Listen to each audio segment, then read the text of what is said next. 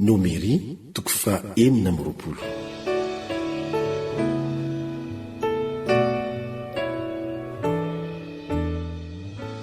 Ny nandaminana ny Israely fanondrony teo Arbota Moaba.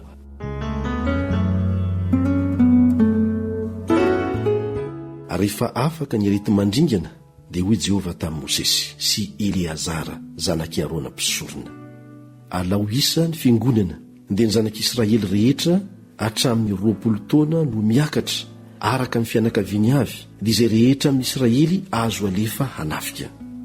Ary Mosesy sy Eleazara mpisorona dia nilaza taminy teo Arbota Moaba, teo amoron'ny Jordana tandrifin'ny Jeriko, ka nanao hoe: ny hatramin'ny 20 taona no miakatra no alao isa, arak'izay nandidiny Jehovah any Mosesy sy ny zanak'Israely izay nivoaka avy tany amin'ny tany Egipta. Robena lahamatoan'i Israely, ary ny zanak' Robena dia Hanoka sy fokon'ny Anokita, avy tamin'ny Palo ny fokon'ny Palohita, avy tamin'ny Ezrona ny fokon'ny Ezronita, avy amin'ny Karmi ny fokon'ny Karmita.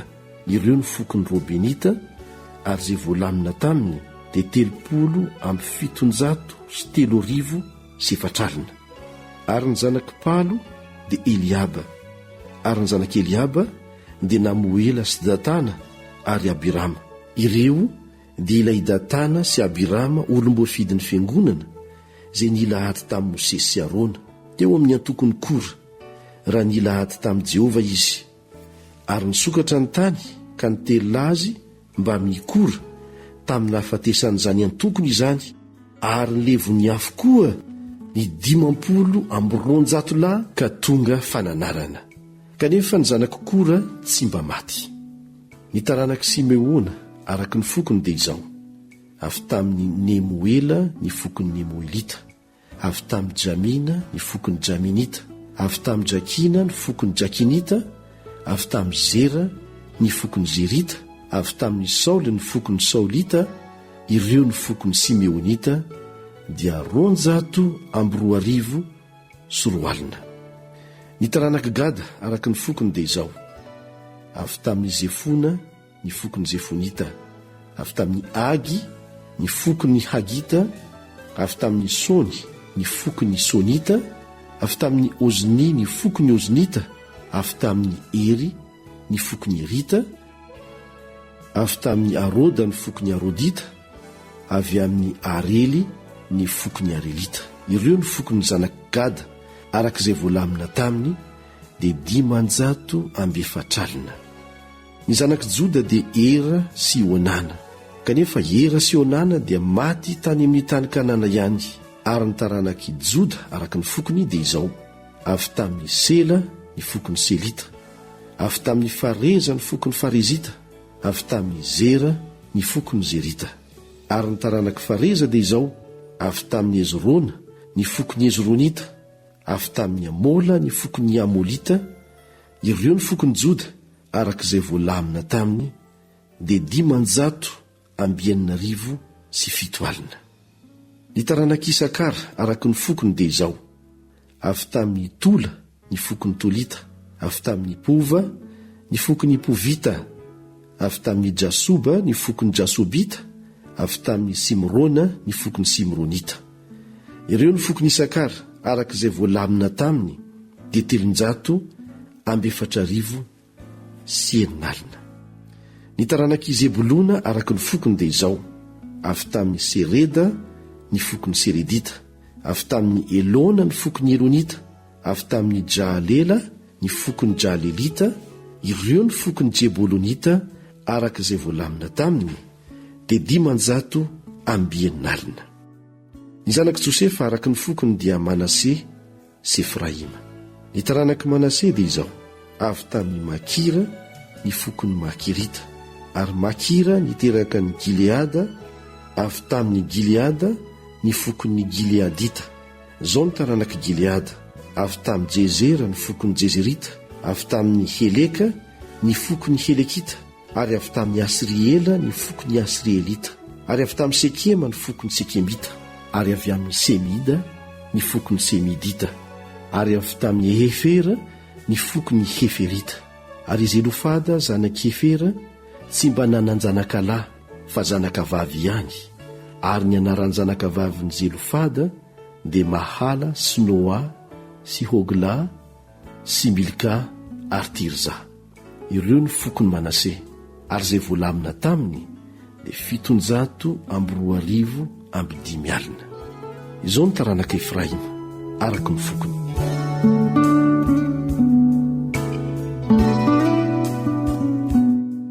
Avy tamin'ny Sotela ny fokony Sotelita, avy tamin'ny Bekera ny fokony Bekerita, avy tamin'ny Tahana ny fokony Tahanita.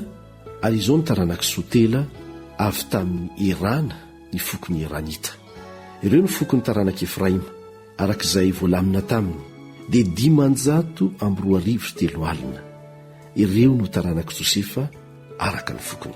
Ny taranaka Benjamina araka ny fokony dia izao: avy tamin'ny Bela ny fokony Belita, avy tamin'ny Asibela ny fokony Asibelita, avy tamin'ny Airama ny fokony Airamita, avy tamin'ny Sefofama ny fokony Sefofamita, avy tamin'ny Hofama ny fokony Hofamita. Ary ny taranaka Bela dia Arda sy Namana dia ny fokony Ardita, ary avy tamin'ny Namana ny fokony Namanita.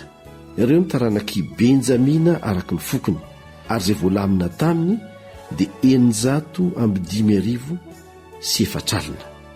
Izao ny taranaky Dana araka ny fokony, avy tamin'ny Soama ny fokony Soamita. Ireo ny fokony Dana araka ny fokony.